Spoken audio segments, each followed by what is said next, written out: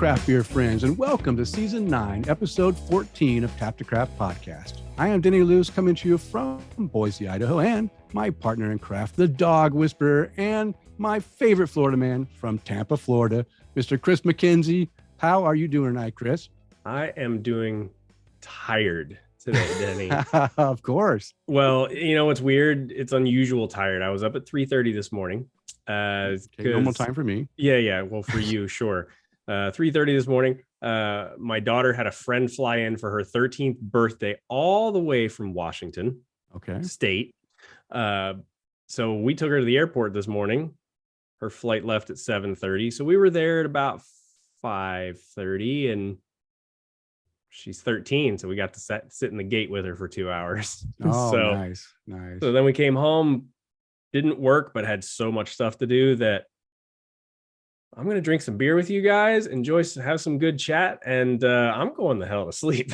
Okay. All right. Well, we'll help you get there. But we have a guest tonight, Kris. You want to introduce our guest? We do. So on with us this evening is Mr. Dave Doble of Tampa Bay Brewing Company right here in Tampa, Florida.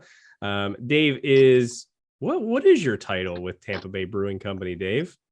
I am one of the owners, but I guess my official legal title is a managing member. Okay. In other words, we're a LLC. Okay. But yes, no, I'm the one on the hook. So if we flop, the banks are gonna come after me, and when I'm done, my wife and my kids when they turn 18. Well, it carries on, doesn't it? They never give it up. Really they does. Want their money. Yeah. All right. Well, what about you, Dave? How's your day going today? It's going good. Today was actually a very good day. So a lot of good things. A lot of answers to some stuff I was very on edge about. Came back very good. So yes, today was a really good day. I am beat. I'm usually in bed by about 8. So yeah, I hear you. We'll try not to keep you up too much past your bedtime. Oh no, are you kidding me, guys? This is great. I have not had a beer all day long, and me neither. I cannot wait to have a beer. Honestly, same. Yeah. All right. Well, before we break that beer open, because I feel we're all aching for a beer. Let me just quickly explain to anyone new listening to Tap to Craft Podcast, know what we're all about. We are an educational podcast focused around celebrating all things craft beer because we want to assist you, our listener, along in your craft beer journey and adventures. And you are listening to episode 222. Love that number, right? 222. That works. We're recording on Monday, January 23rd, 2023. And we are live on Facebook and Twitter. If you want to join us while we record our episodes, join us on Facebook or Twitter at 8:30 Eastern time on the Monday before we release a show, and you can participate in the show.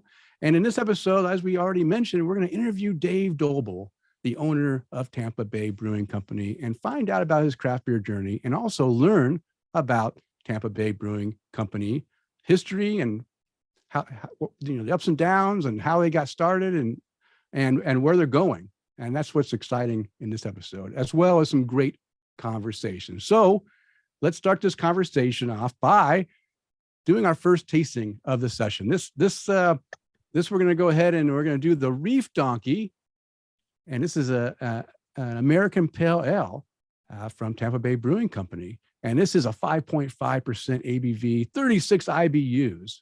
I won't talk about the rating because we're going to go ahead and this is my.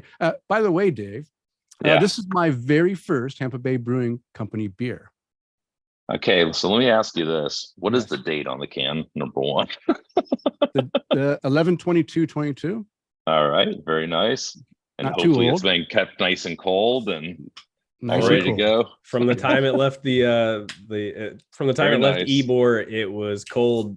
Has been since I picked it up the other day. Very nice. Yeah. Kris was kind enough to go down to the brewery and pick up a few packs of beer and mail them off to me right away. And luckily it's cold enough here in Boise that it sat on my porch until I got home, and then it was still cold. I could almost drink it, at the time I put it in the fridge. So it was good. Hell yeah. Nice. All right. So what it has is what I've found about this beer says our acclaimed dry hopped American pale ale that drinks like a session IPA. Motueka, Equinaut, and Citra hops give this beer a lemon lime aroma and a citrus tropical fruit flavor. Reef Donkey is slang for the popular Florida game fish, the amberjack, which inhabit our coastal wrecks and reefs. So, yeah, looks like a pale. Looks very nice. I see we're all got a nice head on here. I always like to see a good head on my beer. Just tells me it's made with some quality ingredients, and you got some good proteins in there, just working its way into the head. A little bit of an off-white head there, coarse, mainly coarse bubbles, but there are some dense bubbles in there as well. Not perfectly clear. It's got a little bit of, I can't see through it right now, but maybe that's just some chill haze. We talked about chill haze in the last episode. I think there might be some chill haze with this beer, or is it normally not perfectly clear? It's not. I mean, when we went from a DE filter to the centrifuge, basically when you polish the beer, I don't know, we just tend to find that it kind of strips some of those finer hop notes, and it just strips some of the depth out.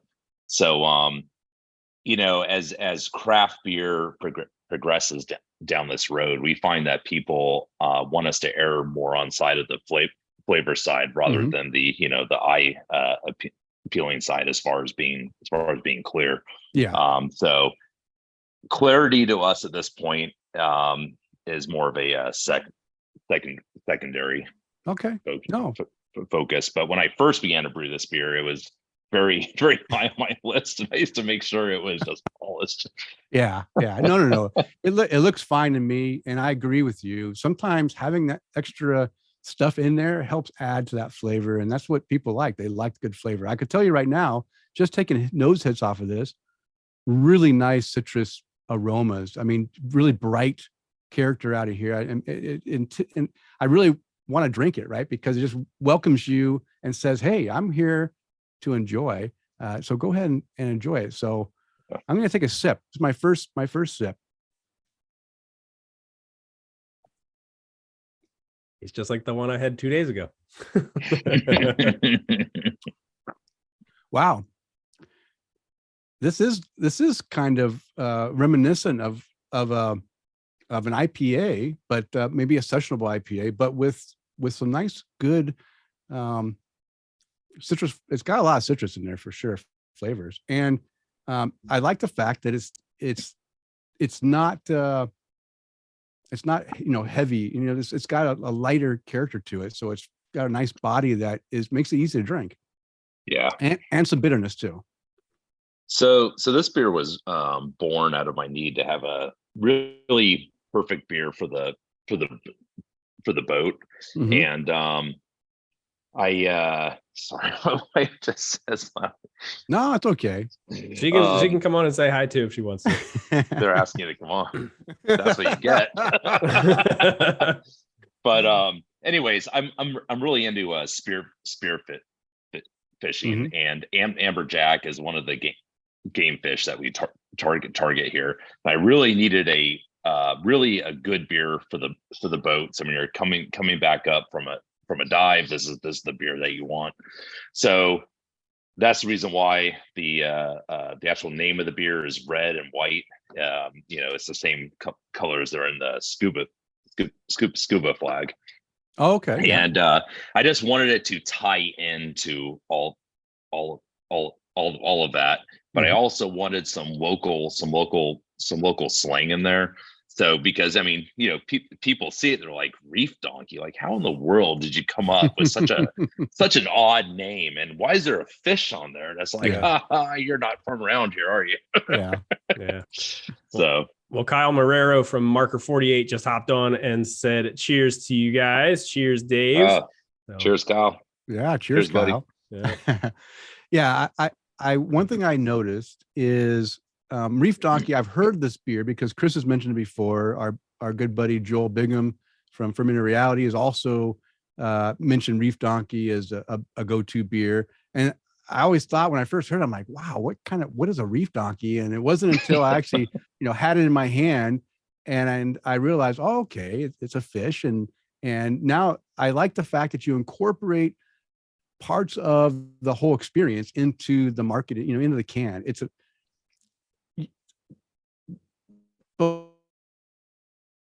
with the black outline, it pops.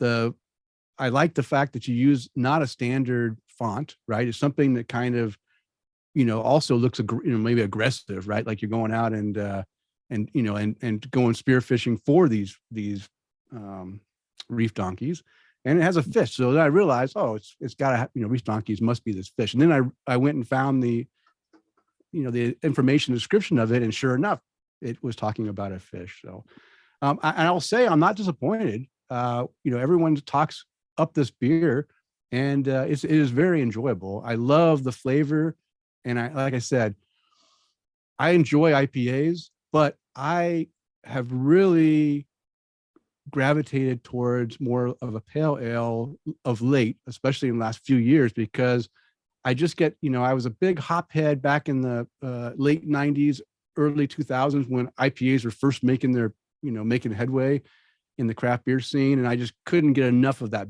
of the bitterness and the heavy, really thick IPAs.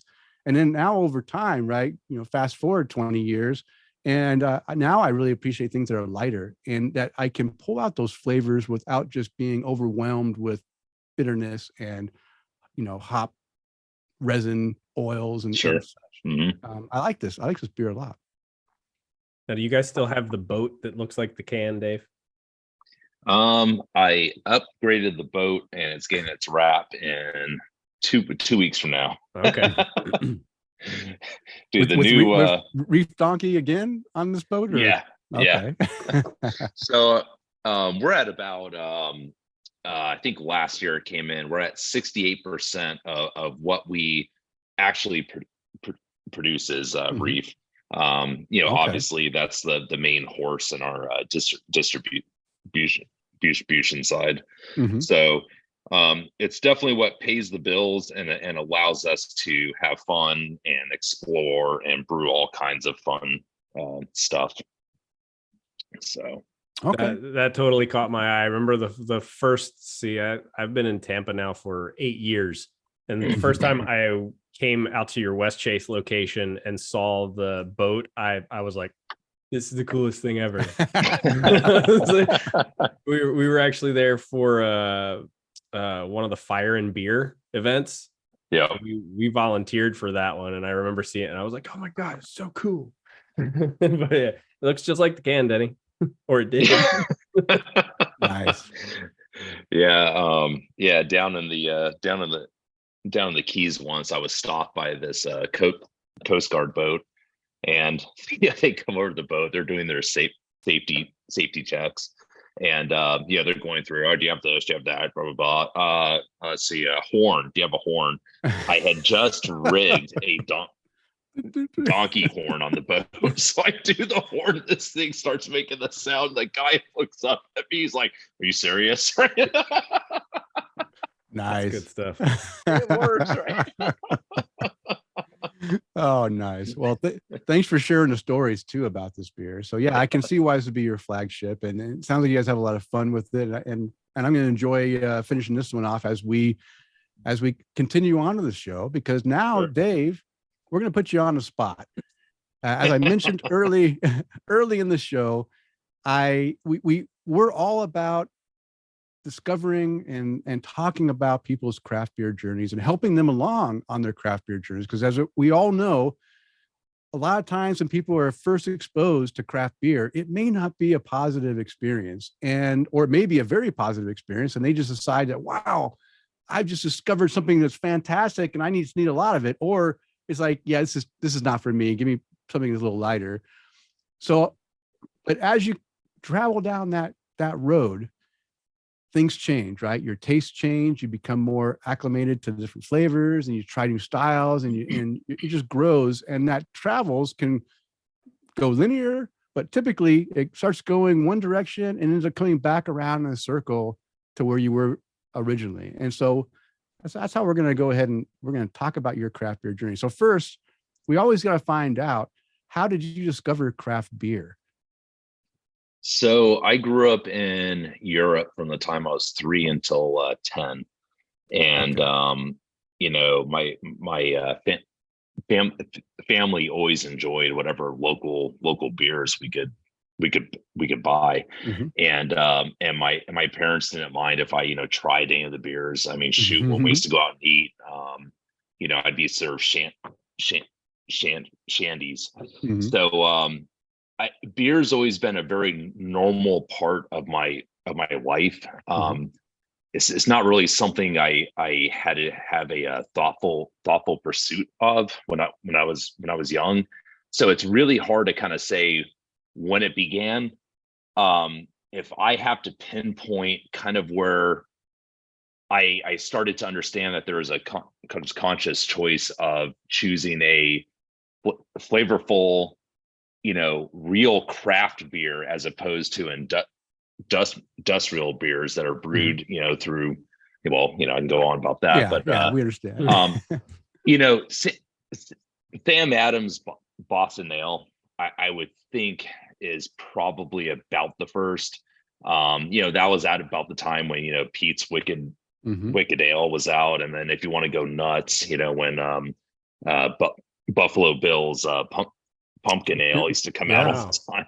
You know, in Rogue, of course, Sierra Nevada. But I would say Sam Adams Boston Ale was probably I would say that's about the first. I don't know if it was, but something like that. Okay. Now, I like this. I like the fact that you were exposed to different types of beer, being in the fact that you weren't in the country, right? You're abroad, going and visiting pubs and bars or whatever, and partaking in shandies, which is I mean, hey, it tastes good, right? And that gave you first exposure. Now after 10, you came back to the States, and now, is it safe to say that your family enjoyed beer and that you were exposed to different types of things through your parents and maybe your brothers?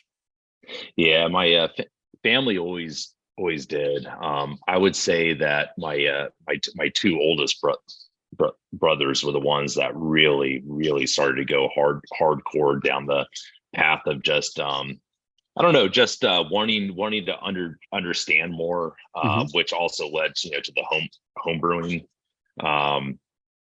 They were really the two that kind of dragged us all down that path. Yeah. I mean, a lot of times you learn from your siblings or your parents, and when you see that they're enjoying something and experimenting with things, it's just natural to want to try to follow in those footsteps. But sometimes, you know, there's, you know, I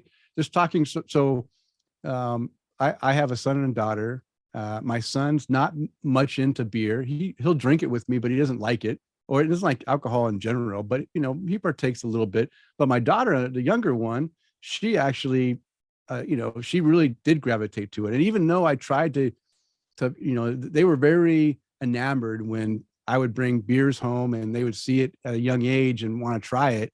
Of course, I only let them try the bottom dregs of the glass after it was warm, and so they wouldn't be like wanting to drink it all the time. And so I got them out of becoming alcoholics at a young age.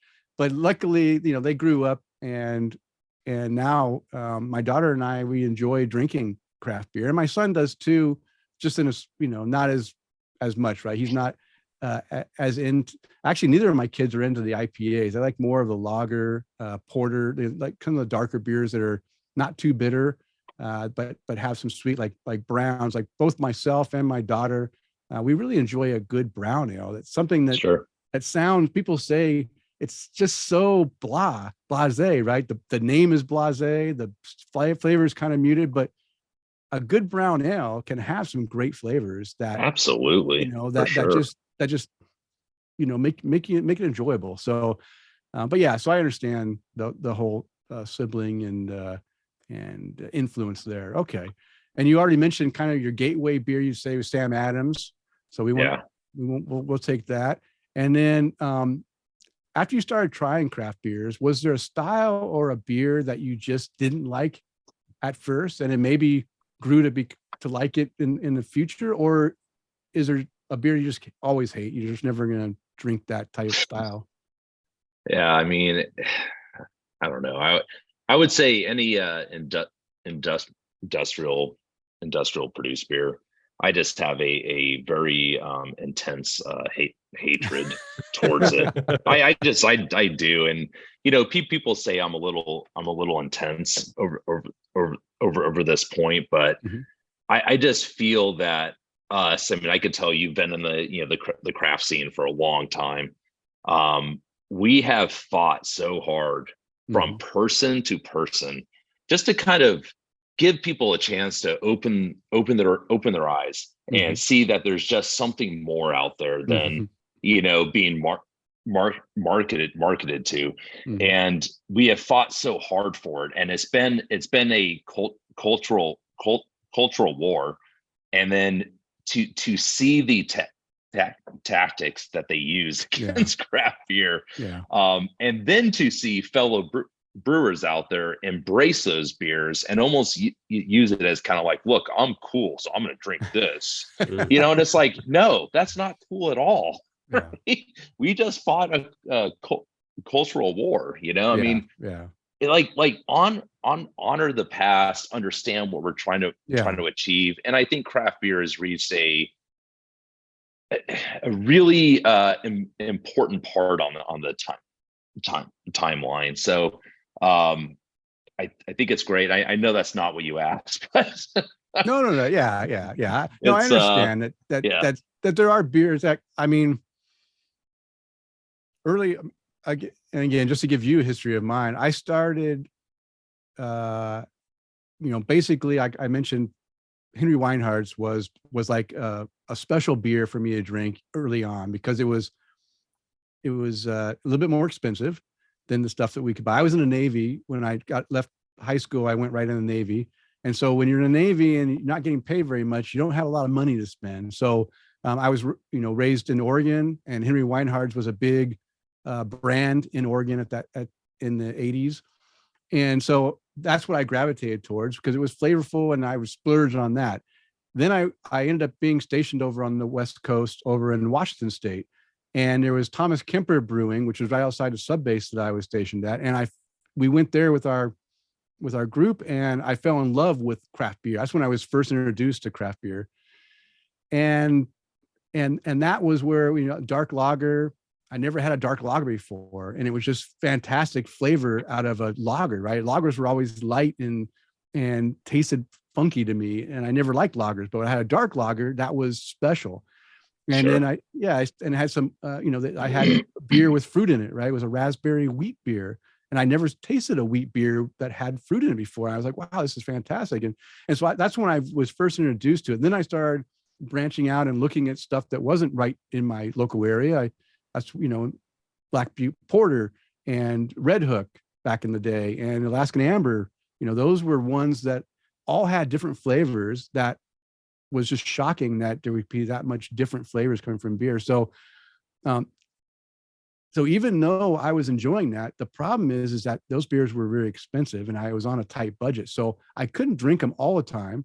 I had to, when I went out with my friends and stuff, we would buy the cheap beer because that was what I could afford. And then we would splurge on, on a 6-pack just to enjoy when we could. And then once I got out of the Navy and was able to, get a little bit more, financially stable back in the mid 90s is when I really went all out into the craft beer world and just embraced it and kind of never turned back. Especially when I moved back down to Oregon. Just so many breweries were just thriving in the area, and just really enjoyed that. Yeah. Didn't mean to get onto my craft beer journey, but yeah, no, that sounds great. But, hey, Kris, I've been chatting for a while. Why don't you go ahead and, I know I already kind of covered some of these questions I had down, but that's fine. That's fine. We'll do that. Well, and before I get into the next one, Glenn Prime wanted to say hi to you as well, too, Dave. He said hello from California. What's up, Glenn? He also wanted to know if TBBC had any sours. Yes, we do. You guys have a few of them. We have a few of them. God, I don't even know what we have right now. It's so hard to keep track of all. You guys do a lot of the Florida Vice, right? Yeah. Yes, and we basically we do a lot of fruited stuff. Sours over the course of a year. I love hops, but you just occasionally need something to reset your palate back. So we'll throw in something cool on the sour side. Yeah, last days of summer is always one of my go-tos. Well, towards the end of summer for us too. That beer does extremely well for us. Yeah. Let's see, where'd you leave off? So Dave, is there a brewery right now that you guys look up to and admire? Man, that is a good question. I'm sure it's on the list you provided me. Yeah, it was. Oh wait, Kris, you gave him the list. I give everybody a sneak peek. But listen, next time I'm not going to put my stuff down, so we can have a little bit of surprise. Half of the questions he got, half of them he didn't. Nah, and you can't name your brothers either. That doesn't count. Yeah. I mean, basically, is what I was trying to aim at for this question is a lot of times when I have interviewed other breweries and brewers and talked to them, and I ask them, what inspires you to brew the beer that you're brewing? Like, you did this beer. How'd you come up with that? And a lot of times they mention, you know what? I had this great beer from this brewery. They're doing this and this that we weren't doing. And I wanted to try it. And that's why we did it. Is there a brewery that you have had beer or something, the way that doing things that you say, you know what, I like what these guys are doing, and I want not to do the same thing, but to do something similar because I think they're doing something really good.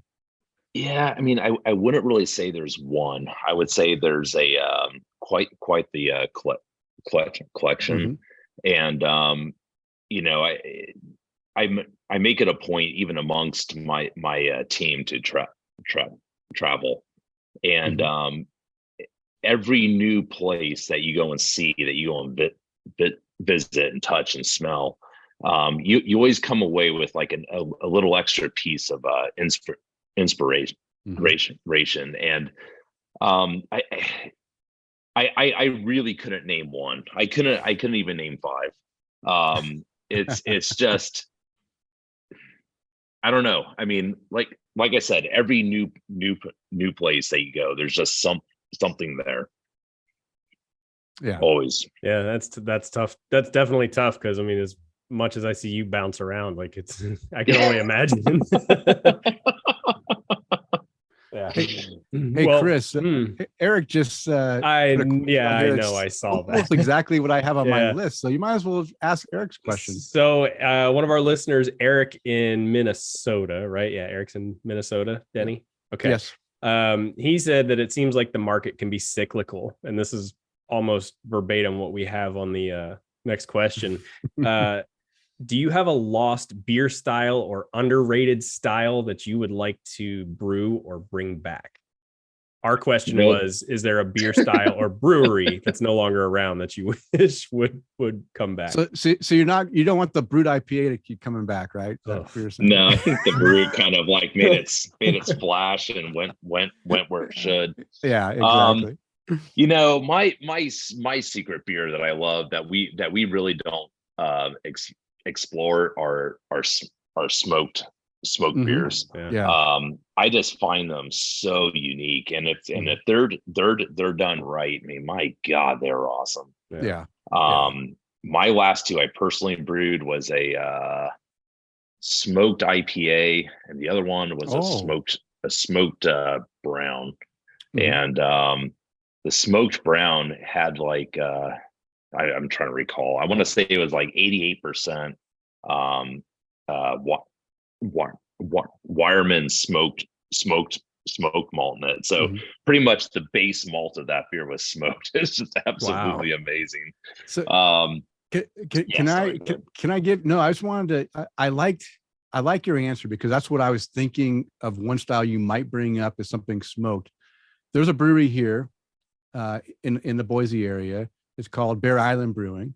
And one of the things that they do to add some smoke to an IPA or to a beer is they smoke the hops. So they go and get fresh hops. Well, now you guys don't have access to fresh hops, but we, being in where I'm at, we have a lot of fresh hops during fresh hop season. But they go to the hop fields, they get their fresh hops, they bring them back, they put them into a Traeger with some kind of a wood, apple wood or cherry wood and whatever, and they smoke the hops, and then they put the hops into the beer, and it is such a unique smoky flavor that isn't overbearing, but adds such a dynamic, rich, complex character to even an IPA that I would have thought I would have hated that, but I really, really enjoyed. Might be a way for you to get some smoked stuff into your beers as well. You might think about that. I actually did a homebrew batch back in I think it was 2004 or 5, and it was actually at one of the big homebrew meets, and one of our guys had a smoking chamber that he built. So I actually did. I took some of our hops and put them in, but I didn't get much character out, and I can only think it's because they were dried processed hops. I would assume fresh hop would absorb a lot of that smoke. That actually sounds really good. It's only on tap, so you have to come here to Boise during September time frame and get a glass if you want to. I would love to come up there to Boise. I'll tell you my and I don't know what your take is on it, but I have always enjoyed black IPA, and I was sad when it disappeared, but I am really happy the last couple of years that there's been a reemergence of it. And what I like about the fact is that when they were first doing black IPAs, it wasn't necessarily an IPA with some, dark malt in there. It was more like a American stout. Now porter with hops. Yeah, exactly. And now the breweries have, there's so much innovation and stuff, they've brought this style back, but they make it truly an IPA with a little bit of that roast in there. And I just can't get enough of that because it is unique. It has the hop, the bitterness I enjoy, but also it has some of that dark malt that I also enjoy, but not anything in too much. And what I really like about it is that they're not bringing it back like an all around the year beer, right? They're bringing it back in seasonal batches. And I think that's the way to bring these styles back is don't have it around all the time, bring it back in small batches so that consumer looks forward to that beer. And then you can really, make a boom with it, right? I think that's the way to bring back some of these styles.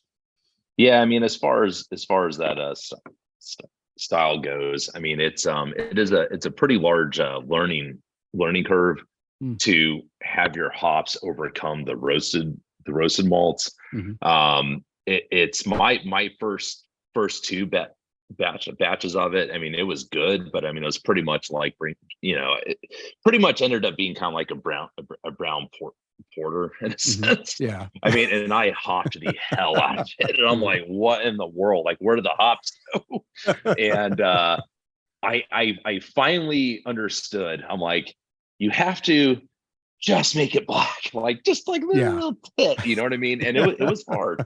Yeah. But I definitely like how those beers drink. I really do believe that if they're done well, they are excellent. Yeah. I couldn't agree more. I love them. But hops is, something I just love. Everything hops, man. I love hops. Oh, yeah. We all love hops. That's for sure. Well, this next question is one that Denny and I go back and forth over a lot. So if you were going to rate the beers that you drink, do you rate them based on the overall enjoyment, or do you rate them based on against others from the same style?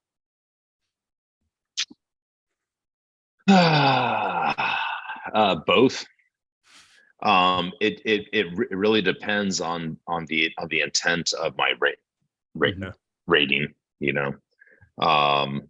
But I don't know. I mean, there's a certain amount of technical skill that you want to see come out of a beer. Mhm. So for me, I enjoy people that have the technical skills that can actually produce what they say they're gonna make.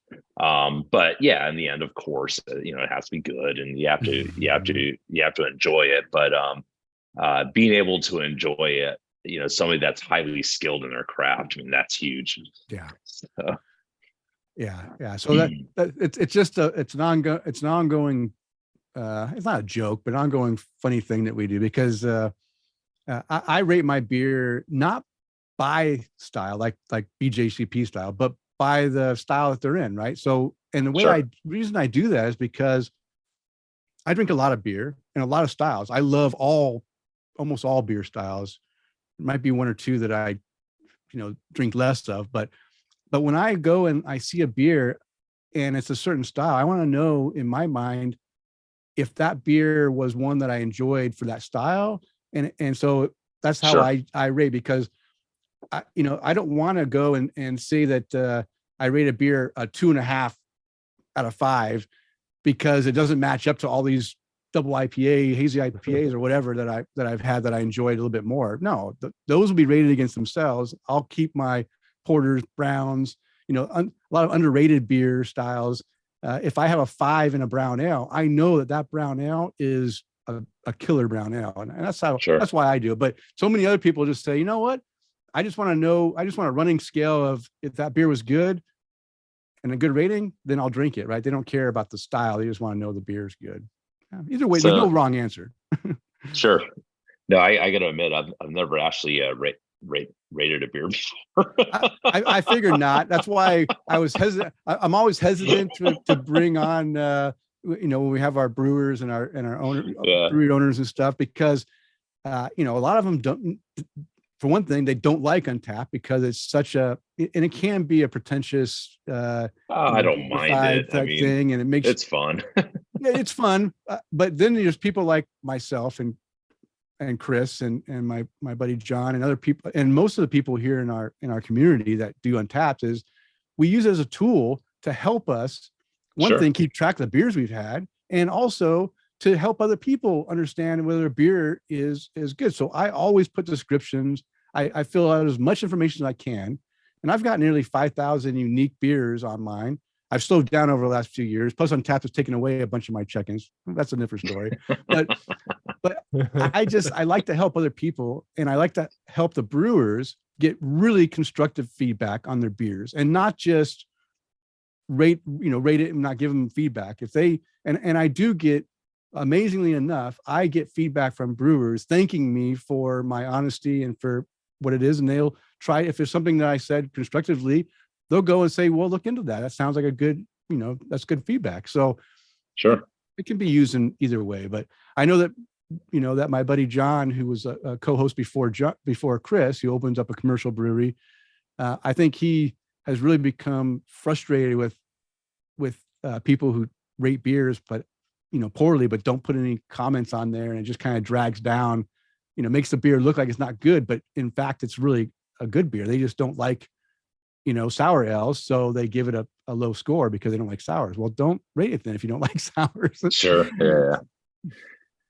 No, okay, yeah. Kris. I mean, I gotta say, there's nothing worse than somebody coming in. They'll take the can, look at it, try the beer, and they'll always say, not always, but the people that say, I'm not really into IPAs, but man, this one is good. Yeah. And I always look at them and I'm like, I'm not sure how to actually take that. So does that mean my beer doesn't taste like an IPA, or should I be proud of the fact that you like it out of everyone else? I mean, I just don't understand what that comment means. So there is, let me explain. So again, our buddy John, he makes a saison. There's so many people that listen to us and have visited a brewery that don't like saisons, but they go and they drink his saison and they say, wow, this beer is really good. And Kris is one of them. I'm one of them. And, a few other listeners also said, wow, I don't like Saison, but this is really good. I love Saison, and I thought it was a fantastic beer. So we have both extremes, right? Someone who loves Saisons and says, wow, great job, John. And then people that don't like it and say, wow, great job. So you can be in between, right? There's something where you get the characteristics, but it's done in a way that is more appealing and approachable to other beer drinkers that may not be, may not like that style. Sure, but that style of beer is so broad. True. You know what I mean? It's kind of like you could have like 4 completely different beers. Like they don't even resemble each other. Yeah. Each other, and they're all classified as that. But yeah, I don't know. I mean, I see your point, but sometimes it was like, what? Well, it also depends on if it's a hazy, right? So many. I don't know, you do hazies, right? I think we're going to have a hazy. I love hazies, and I tell you what, that's probably the most misunderstood style of beer today. Yeah. So I think you might get some of that feedback from people that are used to drinking an IPA that's maybe really bitter, really hop oily, resinous, piney, that they don't like it, but then they have they just say they don't realize it's a hazy IPA. They order it and they say, wow, this is really good. I didn't realize I could have tropical melon, coconut flavors, or, whatever, right? Mango in here. Wow, this is really great, because they're used to pine and citrus that they may not appreciate. So it could go either way. So do you want to go pine next or hazy next? I've been dying to try one of your hop ciders. All right, let's go because Kris has never, I think, rated one of these beers less than like a five gap rating. I swear. Very nice. He loves every one of these hop styles. I've been hearing about it for years, and now I finally have one in my hand, and so I'm looking forward to trying this. I wanted to get him one of those the cryo ones that you guys did. That one. That one was phenomenal. And of course, Miguel. Oh wait, Kris locked up again. There we go. Okay. And of course, Miguel over at Gasparilla Pizzeria is telling me in the bar. He's handing me the can. Goes, it's the most expensive beer they ever brewed, and I'm like, Miguel, okay, no, that has nothing to do with it, but hey, it's still good. But it was just, I was really excited. There wasn't any in the cooler when I stopped by there, so we got Hop Silo instead, which I really like this one too, because I had this one a couple weeks ago. Yeah, this is a Hop Silo 20 with Phantasm, Talus, Idaho 7, Galaxy, Sabro, and YQH 1320. A lot of sexiness going on there. well, you've got hops from all over the world in this thing. Of course, you've got. My green screen's gonna wash it all out. Sabro is one of my go-to hops that I just love these days. It is a cool hop. Yeah, it is a really cool hop. And I'll be honest with you, I had to look up what the Yakima 1320 was, because I hadn't heard of that one, because it doesn't have a name yet, right? So it's correct. So it's an experimental hop that's coming out. And of course, I'm familiar with Idaho 7. This is a not a love-hate, almost a hate for me. But there are times when Idaho 7, and again, I think I haven't even had a beer yet, but Idaho 7 is a good complementary hop to other hops. To my opinion, it cannot stand alone unless the brewer knows how to brew with it to maximize what it can do. If it's too much, it becomes too vegetal. It has some off flavors that just drive me crazy. And, I probably had 50 Idaho 7 beers, and there's probably 5 that I said, wow, this hop is used just perfect, because you can get characters from other hops in there. And then Idaho 7 adds a little dankness and maybe a little bit of the vegetal to it, but it's done in a way that kind of brings out the next hop in it. And So I'm hoping that that's what you guys did here. But you guys got a lot of hops. And Talus, what do you know? Can you give any information on what Talus? I haven't brewed in about seven years now. Okay. So your brewers decided they wanted to mix these together, and I have an extremely talented team. My head brewer now, he's from the northwest. He was brewing at Deschutes. Oh yeah. And the amount of knowledge he has and the amount he is able to learn, and then couple that with the team, the amount of brewing power that we have on our staff is just insane. And it's fun. I've reached a point where I'm doing all this stuff I don't really want to do, which is more or less, office work. And, like when we get sued, I got to deal with that, that kind of thing. Oh, I don't want to hear you getting sued. That doesn't sound like fun at all.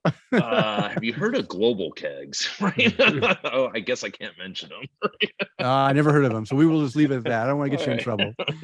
But yeah. So, and then Phantasm, I know you aren't brewing, but is that another name for like a cryo hop, or is it what is Phantasm exactly? Yeah, it's a new hop product that's aimed to lower the vegetative matter in the beer, and also accentuate a lot of the precursors for transformation in the beer. So what's so cool about now is not only do we have all these new hops, we also have a lot of new yeast. We also have a lot of new hop products now, and then just the amount of innovation going on in the process on how to use hops, how to use hops yeast. I mean, it is amazing. The amount of flavor compounds that we can now unlock from these hops. It is unbelievable. It truly is. I've listened to a few shows where they've had some of these precursors, the yeast that have precursors and things that bring out flavor profiles. If you want to have this flavor, then you don't need to add a hop to it, or you can have a hop, but you can. It just is used to bring that flavor out, right? It just by the natural fermentation, which is amazing. All that stuff is really cool. Okay, let's. This is a 7.5% IB or ABV and 25 IBU beer, and it smells really good. It smells almost like a little candied citrus in there. I'm really enjoying like a nice orangey, tangerine-y character. Just welcomes my nose. I can tell already just by smelling it, it's going to have like some soft, creamy character. I'm guessing, because I can just you get some like just peach and mango coming out. It's one of those beers that even as it warms, you're gonna be able to detect more. It's going to change. Oh wow.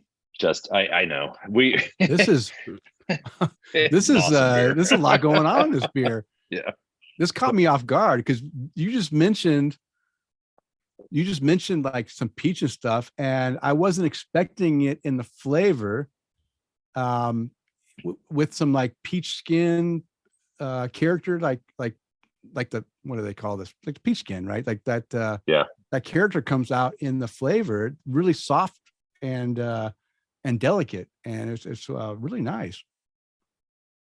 Well, while you're tasting that, we're getting some schooling from Anthony Stone checking in with us on the Facebook. Go to sleep. Yeah, go to sleep. He said Talus was HBC 692, very bright grapefruit, high levels of biotransformation precursors for all of our beer nerds out there. And he said Phantasm is if I pronounce this wrong, apologies, is a thiol enhancer that comes from wineskins. Oh, there you go. Well, thank you, Anthony. we're always about learning. We're learning stuff all the time. So I guess I need to do an episode on some of these precursors and thiols and phantasm. Dude, it is. I mean, it is awesome. I mean, the amount that we've learned in such a short period of time is unbelievable. Okay, so first off, so well done. I hate hop burn, zero hop burn in this. Well done. That's the first sign of a hazy that I don't like, is that my throat starts burning from the hop Sure. burn. I am really enjoying the unique flavors. One of the things that so many people, and even myself included, have kind of steered away from hazies of late is that so many of them all taste the same, right? And I appreciate the ones that can pull out flavors that aren't in every other one. And this has got, it's just got some great flavors. I'm really enjoying the complexity and I mean, like you said, as it's warming up, I'm going to be getting even more flavors that I haven't pulled out from the beginning. So well done beer. I'm glad. I've heard only good things from the Hop Silo series. I'm glad you guys are keeping these at the top tier level of goodness. Kris, what do you think? Oh, that's why one of the reasons I picked this beer is because it was so good when I had it. I saw it in the cooler and I went, Denny's got to have this one, because just like you said, there's so many times you grab a hold of a hazy and you drink it and you go, wow, it tastes like the other 6 that I had. Yeah. And this one, I remember drinking it and going, this is way different than what I've experienced in the past with them. But yeah, I really do like it because there's some delicate fruit flavors in here too, but it also just, I think Denny, you said it. It was soft and delicate. It is. It's soft, and in the nose, I could smell like some candied citrus jelly, candy stuff. It comes across in the flavor too. That little, slight like candied fruit that that you'd have a little bit of sugar on top of there. I appreciate beers that can incorporate that delicate character in there and give you something. Maybe that's part of the phantasm. I don't know. So whatever you're doing, it tastes great. And I'm glad that this is one of the ones Kris included in my care package. We're gonna have to start messaging Anthony, Dave, so that way we have questions like, what the hell is this hop? I know, man. I feel slightly out of touch on the brewing side, but I am just slam packed on the other side. Yeah, but it's good that you have guys like Anthony, right? Because he gets to focus on that stuff, right? And I know you want to focus on it as well sometimes. I do, but I work very hard to hire the best. Mm-hmm. And then once I get a team of the best, I work as hard as I can to empower them, and then give them the tools and feedback in order to grow and be their best. Yeah. That's been my cornerstone, honestly. Yeah. Well, I also say that there's no way I would have guessed this was 7.5% alcohol either. This will get you messed up, because this it just tastes good, and there's, like I said, there's no hop burn, there's no alcohol burn, it's got great flavor, delicate flavors, yet still the hops are bright, like you said, tropical, some stone fruit in there and stuff. I don't know, I'm enjoying this, so I don't want to make you guys feel too over enjoyed, but I just want to say this is a good beer, and I don't know what I'm going to rate it yet. I won't do that on the show. I'll wait till afterward, but it's going to be a high rating for sure. I have another can too. Kris sent me 2 cans of each, and I deliberately did not drink any of these until the show, because I wanted to give my honest first opinion of it. Awesome. So I'll be able to sit down later and drink the second cans, and then really be able to put some words to it. Okay, well, while we drink this beer, how are we doing on time? We're almost to an hour already. What do you think, Kris? Should we bypass the beer speak and go into talking about TBBC? Yeah, let's go ahead. We'll use that beer speak for next time episode. Okay. Sorry, Dave. I'm not going to be able to get your input on these brewery sizes. That's okay. We'll catch you next time. They're small, medium, and large. Yeah. That's right. Isn't all it right. Venti, Grande? Yeah. All right. Well, guess what? Now it is time for the Brew Buzz. And the Brew Buzz is devoted to discussing various beer-related topics. And this week, as we already mentioned, we will be talking about Tampa Bay Brewing Company, their history with Dave Doble. So I just there's not a lot out there, Dave. You guys have kept your stuff kind of under wraps. You don't have anything on your website. I don't know if it's on purpose or what the deal is, but and Denny didn't tell me to stalk you purposely. I did. I did learn that you guys did open back in '97 by your mom and dad and your brother Johnny. Yep. And then back in 2004, you came rushing into brewery operations. Is that about right? It is. So just to bring it back a bit, in '94 we actually opened our homebrew shop, and then in it was 95 fall of '95 is when we started to build our first brew pub out. I was about 18 at the time, and me and my oldest brother pretty much did well, I mean, it wasn't me, it was him. We did all kinds of, business stuff. He had I say we, it was him. I was just the free help that went, kicking and screaming along. But we did everything from remodeled homes. We had a landscaping business going. Probably the one that was most odd is we were breeding birds. In the garage of his house, we had like 30 breeding pairs, and we go around and spritz them because I guess they only mate during the rainy season. So it was always wet in the garage. Right? It's like, everyone relax, find your partner, let's make some money. And anyways, we would hand feed these birds and sell them off to pet shops. Anyways, circle around. Finally, one Christmas Eve, someone's like, "Oh, let's open up a homebrew shop." Great, yeah, beer sounds awesome. Let's do it. So we did. '95, we started to build our first brew pub out. Opened up in spring of '97. Me and him were brewing all of our initial beers. Eventually he got pulled into other areas of ops. Minor technical difficulty. Yeah, my ears are falling out.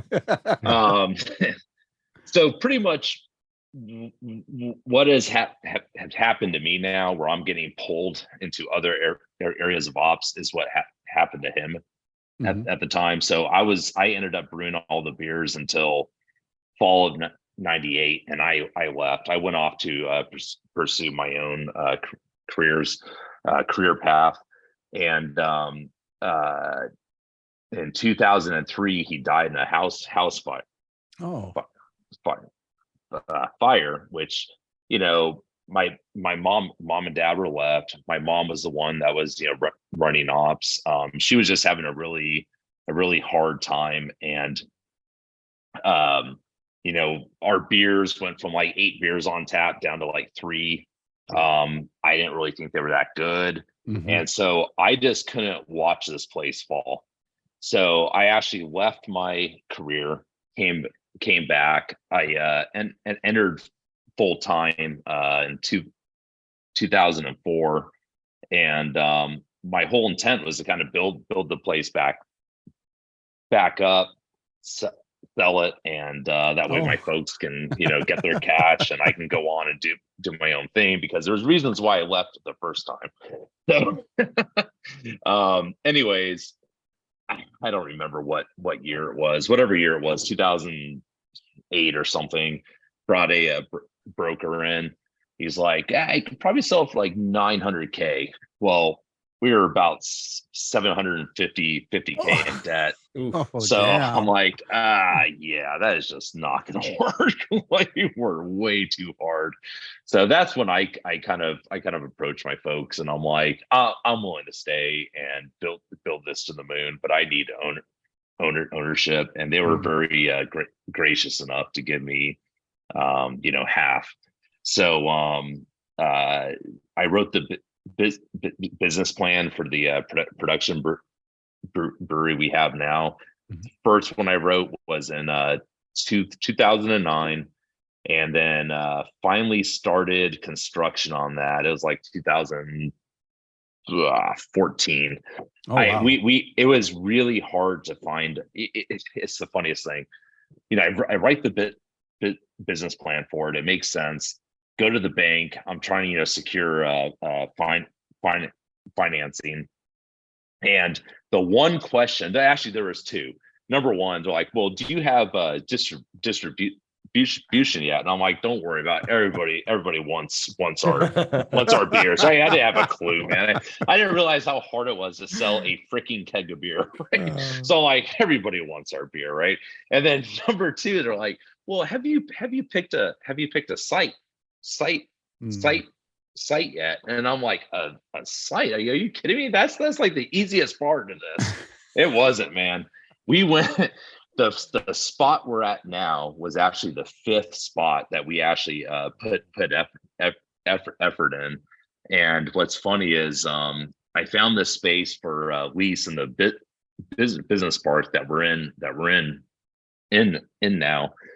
And I grabbed my mom. We went up there and we met with the owner of the space. The meeting we had was great. The place already had sloped floors and drains. I'm like, holy crap, this is built for us to come in and open. And he finished it off with, the only thing I ask, mind you, we've been there for hours. He's like, the only thing I ask is if I could build a loft in your brewery, and then I could watch your staff. And I'm like, oh, fuck this. Like, I gotta go. Right. So he left, and we are driving down this road. I am just beaten into the ground. I am freaking depressed. I'm like, we're never going to find a place to open this. And literally we are stopped there at the corner of, well, I guess you don't know the roads. No one does here. But anyways, we're at the very end of the business park. I happen to look off to the side. There's a piece of land. There's a vacant piece of land, and there's a sign in it. And I'm like, hey, give him a call. Just see how much he wants for it. So my mom does. Oh, he wants this. I'm like, sounds good. Let's go ahead and do it. And honestly, that is how we ended up there. Wow. And I tell you what, man, we landed on our feet. I mean, we couldn't have picked a better site. We have enough space. It works. Right after we bought the land, we went through a boom. Now the value of that's huge. So a lot of hard work, but I would also say there's also been a lot of fortune too. I mean, it's just being at the right place, the right time, and I guess never giving up is kind of what's brought us to this point. So it's been a long road, but to be honest with you, it's gone really, really quick. Yeah. I mean, shoot, we've been open now. Oh, it really does, man. It really does. Okay. Well, you answered some good questions there. It's like almost like you were prepared, but that's okay. I like that you answered some of the questions. So he didn't get these questions. Oh, you didn't get these questions? No. Oh, good. I swear I didn't look at them. I mean, I wrote you an email and everything. You didn't even read it. Okay. So you answered all that's a great background. Love the background. So now you've got this new spot. You got the plan going. You said earlier that when you took over, you had the beer list had gone down from 10 beers to 3 beers, and the 3 beers they had were crap. You knew there had to be changes. You want to make obviously good beer, and you want to get the beer out there. So So I guess my question is, how did you change the brand of Tampa Bay Brewing Company to be more relevant to Florida beer scene? Because you said that, I mean, you thought that it was going to be easy to sell beer, but it's not easy to sell beer. It's not easy to market, your brand. What did you do to get that brand more marketable? So do you mind if I give about a 10-minute answer back? Go Because I ahead. have got a lot to say about this. Go for it. Let's yeah, because I think our listeners would be interested in understanding the trials and tribulations that you went through. I would too. I literally just messaged Denny on our notes. I love business stories like this. Like I'm sitting here going, oh my God, what'd you guys do next? So when I came back, I was basically in survival mode. I was just trying to bring our beers back to what they were, and I was trying to just recreate what we had. Mm-hmm. I wasn't really pursuing beer. So the love of the craft, I would say, wasn't really being shown. I just had a very well, anyways, you get my point. So oh man, I want to say it was like 2008, something like that, maybe a 6.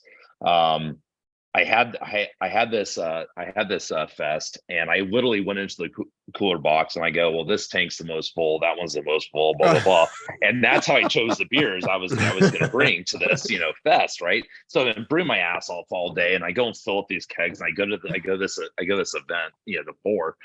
And anyways, I'm like, okay, can't drink a lot, gotta drive, right? And at the end of this fest, this person comes up to the booth, and he's like, oh my God, you just won best of show. And I literally turned around him and for what beer? Can I cuss on this show? Is that okay? Yeah.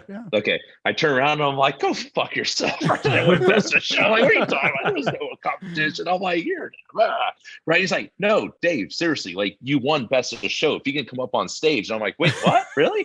And anyways, I went up on stage, and they hand me this freaking like 5-foot tall trophy with like this mug on top. And I'm just like, okay. And I grabbed my beer, I poured it.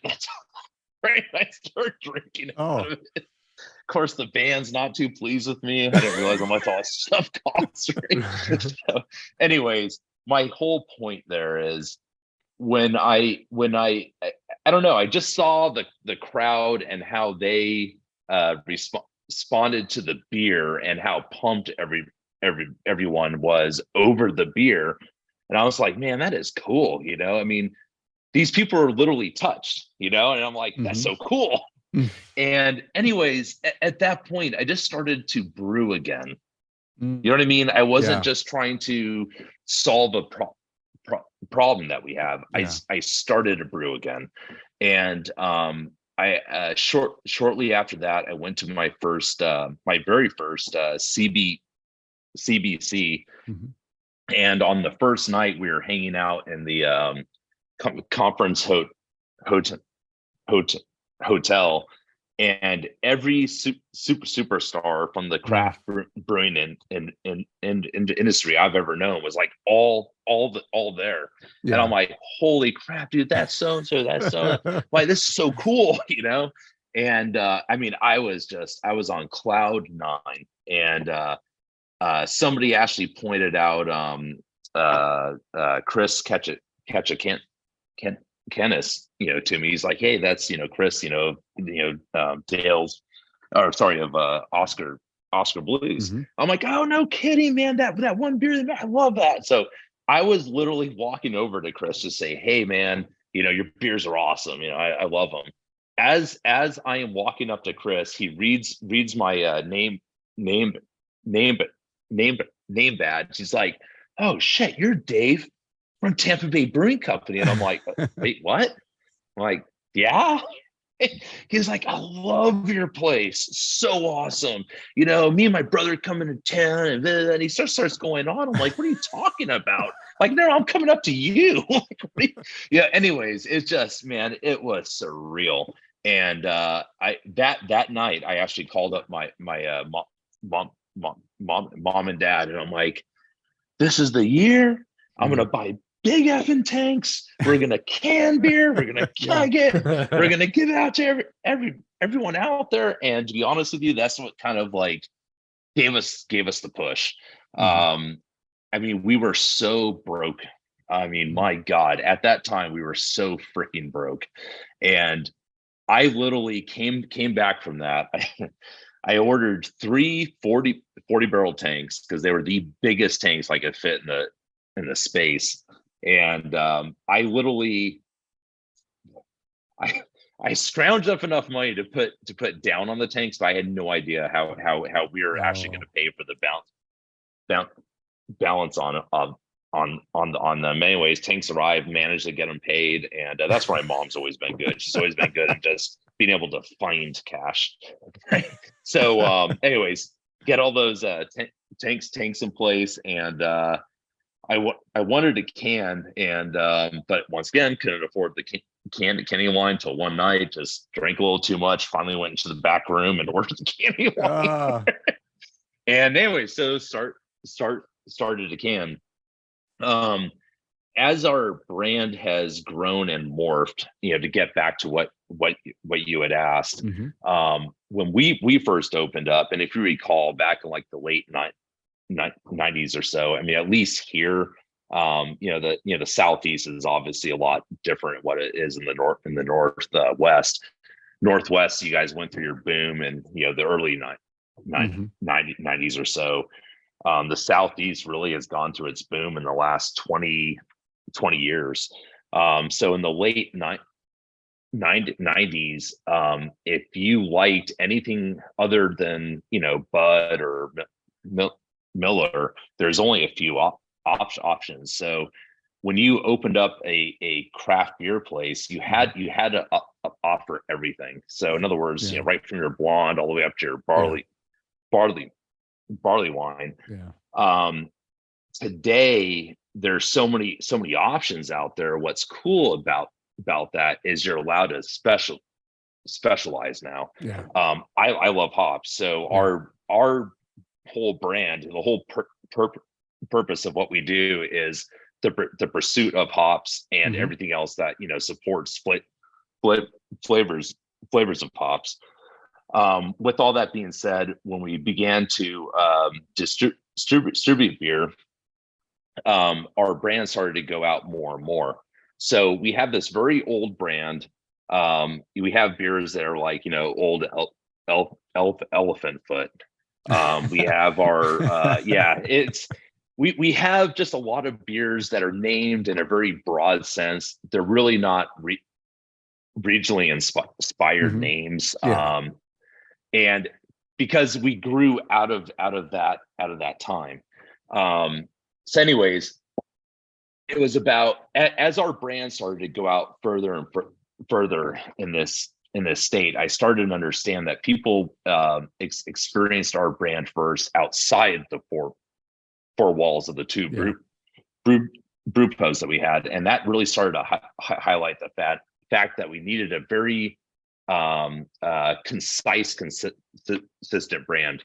So in 2017, that's when our brand went through a major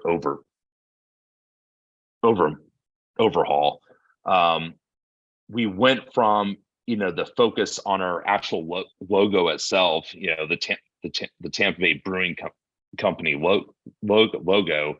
Now, you know, if you look down the can, you know, the emphasis now is TBBC. It does say Tampa Bay Brewing Company around that, but if you also notice, there's a little Florida emblem on the top, which symbolizes that we are a Florida beer. Also, we took our you know, in-house on tap beers from 8 core down to 4. Okay. So we have 24 taps. There's only 4 that are on tap that are core. Everything else is just one-off beers, like the hop silent 20s and all that stuff. And from our extremely old school regular crowd, I caught a lot of flack. But at the end of the day, I understood that if we don't evolve, we are dead. Yeah. And this entire brand refresh, not only in the products that we serve, but also the look and feel, to start represent more of what our mission is, which is to always enhance the regionally inspired beer experience. I knew a lot of things had to change, but after that change, man, it has been so positive in the end. And to be a 25-year-old brand and still be so relevant in a very fresh, young space where, for the most part, new is what attracts the most attention in it. I mean, it's great. It's awesome. I'm really stoked to be at the point that we're at now. Yeah.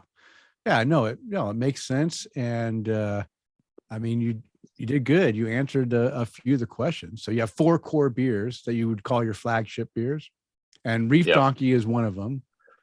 What are your other core beers that you always have? I don't want to talk about them. Okay, never mind. I mean, this is your almost 70% seller, so we know this is definitely one. So on site we have a blonde. It actually began its life as a Kolsch, and back when I came back in 04, I was just trying to streamline costs a bit, and also make the brewing side make more sense. So I started to pare down our yeast, and I basically brought it down to one in-house yeast, and then I would just add a few yeasts over the years. And so I turned the Kolsch into a blonde. And I wouldn't really say I have anything against blondes. It's just a style of beer that's so blasé that I'm just like, whatever, it's a blonde. I mean, Jesus. There's nothing special. Honestly, there's nothing special about it. Where there just really is just terrible. Yeah, but which is interesting, because you turned the Kolsch, that does have some character to it, into something that is more lacking in character, right? So, yeah, I would agree, but it's just I don't know. I mean, but even a Kolsch, I mean, yeah, they're cool, they're good, but I mean, I don't know. Even there's not enough there, even. You know what I mean? I love Kolsch because it's refreshing. It's lighter, but has flavor, and it's just something sometimes you just want, especially I would say in Florida, where it's hot and muggy during summertime, that when you have something that's just light, refreshing, easy to drink, where a lot of people that gravitate maybe towards the domestic industrial beers, they might also enjoy something that is like that, but has better flavor by far. I mean, I just love Kolsch because it's just it's just a style that I know we can't really call it Kolsch because it wasn't brewed in Cologne, but it's still, it's a style that I just thoroughly enjoy. And it's a great style that you can add. Again, Germans would never do this, but you can add adjuncts to it and still make it. You get the core beer plus the adjunct, and it can be a really enjoyable experience. So, but no, I understand why you did the change. I mean, you have to. That's the same thing I hear from other brewers, right? It's very expensive to maintain yeast cultures across different beers. If you can have one that you use across most of your beers or all your beers, that's better than having 4 that you're gonna try to maintain and keep healthy and too much cost. I mean, I love lager. I mean, I love lagers. I love Belgian beers. I love IPAs and stuff. But in order to have a lager, you've got to have a lager yeast.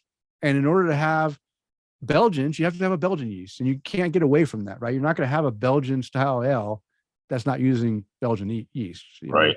You got to have that. And, Yep. and it's just cost effectiveness for small breweries, especially, is just not there unless you're going to be brewing, a ton of this beer. Sure. Okay, Kris, I've from our list, don't have to pick all of them, but pick one or two that you want to ask Dave, or come up with your own questions, because Dave did a great job of answering the questions, because I have one that I can't. What's the fourth one? The fourth what's the fourth core beer? Red Eye okay. Amber Ale. Yeah, that's a good one too. No, it is. The Amber Ales I don't mind. I mean, because realistically, it's kind of like a pale ale with like a little bit of roasted in it, without a lot of aroma hops. Yeah. So it's kind of like if you like a maltier beer, but you don't really like British yeast, then American Amber Ales is your go-to. But no, it's good. But I would think the blonde's the only one. I'm just kind of like, whatever. Right. But the Amber Ale makes sense. Now, these core beers, I'm assuming you sell enough that makes them core still, right? Or is there a point when you say, okay, this has gone down, now we're getting rid of this core? Right? There's got to be a point. I believe our customer base really has a true fear that might take place. Yeah, because not everyone likes hops, right? I mean, you love hops, you want to brew, and so I'm guessing out of 24 taps, probably 18 of them are hoppy beers, right? Yeah, I mean, we try and keep it a little bit balanced out, but yeah, no, for sure, we definitely lean towards hops. But I almost feel like blonde is kind of like that cop out beer. It's kind of like, well, I really don't know what I want. I like something light. What do you have that's light? Well, we have this blonde. Oh, okay. So I don't think it's a good selling beer because there's this whole group out there that wears shirts that say blonde ale on them. You know what I mean? It's like, I think it's people that don't know what else to drink, and they fall into blondes, and then they just stay in that zone. So it's to go back to your term, it's love hate. It's a good beer. It's solid. There just isn't any depth there. It is what it is. It's Anyway, that's not about blonde. Kris, ask the one about the post-pandemic. I was looking at something. Sorry, I was going to share the screen of their menu. You go right ahead. I was going to share the screen of their menu. Okay, so we all know that we're coming out of the pandemic, right? And everyone knows how much of a struggle that was. Maybe not as much of a struggle in the Florida area, because we tried hard. Yeah, you tried hard for two weeks or so. Okay, but but there were definitely challenges that most breweries in the States had to overcome in order to survive through the pandemic, and then post-pandemic to come back from what they had to do. One of the things that a lot of breweries did, of course, which you had already subscribed to, was you knew that you had to get your beer outside of the brew pub in order to thrive, right? You saw that when you went to those conferences. You saw the people that hey, you know what, I need to get this out, and you made that ahead of time, which is good on you, that you had the resources, or you had the luck to fall into that.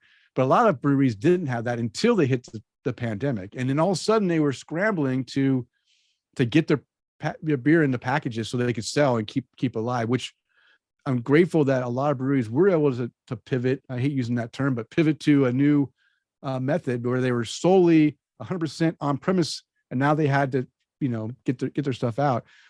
Was there anything you just say you had to close down for a couple of weeks, but was there anything that you had to go through past that to help survive during the pandemic and to thrive post-pandemic? So I have to actually answer that in two different parts.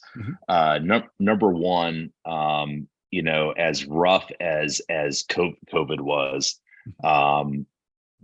for us, the positive side of it is, since we are such an old brand, and there's so much noise in our local scene. I'm not sure what the exact current number is, but Tampa Bay as a whole is hovering between 100 and 110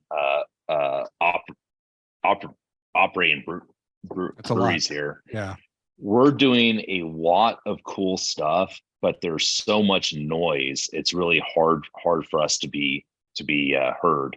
When COVID hit, we were one of the few that had the resources in place to still put out new and fresh beers. Oh, yeah. But there was no noise, so people were actually seeing it, and dude, it did so much for our brand. We didn't make any money obviously during that time, but it did a lot for our brand. Yeah. The second part of it was, I legally found a pathway that I felt confident with enough where if I had to go to court, I felt like I had a legal path. I don't want to mention that one, but no, don't do anything that's going to incriminate you. No. Yeah, no, it's no, it's not. I don't want to put others at risk though. But basically, what I did to move all this beer is we actually set up a website where you could go onto it and order beer. We had Tampa Bay broken down into four different zones. So you order beer, once all the slots are filled, it's filled. No one else can order. And then zone A, we would deliver on this day. Zone B, we deliver on this day, and then so on. What's kind of cool is at first, we put that you needed to order. I think our minimum was like $100 bucks or so, something like that. We found the orders were slow. So what we did is we actually came up with these really cool like mixed cases and stuff, and we actually dropped the minimum off, and we found people were ordering like 150 to 200 bucks of beer, and then we literally take that, load it up in my truck and my sales rep's truck, and we just go out there and deliver beer. And it was once again, we weren't really making any money, but at the same time, it was a way for us to keep producing beer, so we could keep jobs. We could keep our as much of our team in place as we could. But above and beyond all of that, it allowed our brand to shine. So for us, COVID, I can't say it was good, but at the same time, there was a lot of positives for the brand. No, that's good. No, that was smart. And I've heard, you're not the first one that I've heard do a similar thing. So it seems like that was how a lot of breweries were able to keep people employed. And that's the key, right? It's not necessarily making money. It's helping your employees stay employed so they aren't, being hurt by it. And when you can come back, you already have that in place. You're not having to try to hire new people or do stuff, right? And that was the thing. I mean, we laid off, and I don't know the exact amount, but I want to say we laid off the staff of about 130. Oh, wow. So we retained as much as we could, but in laying off the staff, I explained to them, I go, we have enough cash in the bank where if we kept everyone here, we can function for, you know, whatever the length of time was. I go, or I can cut the bleeding off now, conserve the cash, and the positive of that is you will have a job to come back in to the future. And I go, there is no good way to cross the bridge. You know, everyone's going to feel pain and hardship on this. So I do want to give a nod to the staff that we did have to lay off during that time. We tried, but I mean, it is what it is, you know. Yeah, it sucks. Understand. Okay, Kris, Denny? I'm gonna go take a potty break. If you guys are okay, you got to go potty too. You know what? I'll do the same thing too. It's not a bad idea. 5-minute break sounds great. Let's take a quick break, and hopefully all of our viewers will still stay with us. But my old man bladder has got to go before he drinks his next beer. All right. And when we come back, let's talk about the Badass Beer Fest. I'd like to hear about that. So be prepared for that while you're taking a potty break, Dave. Okay.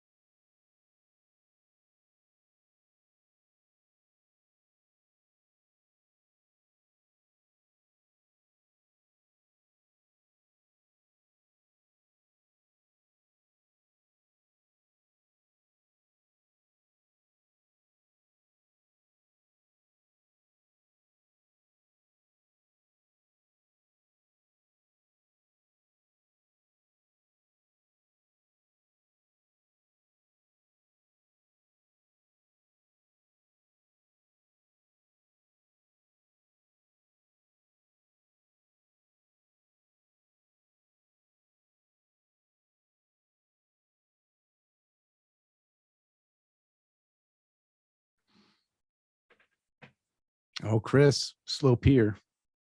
Yeah.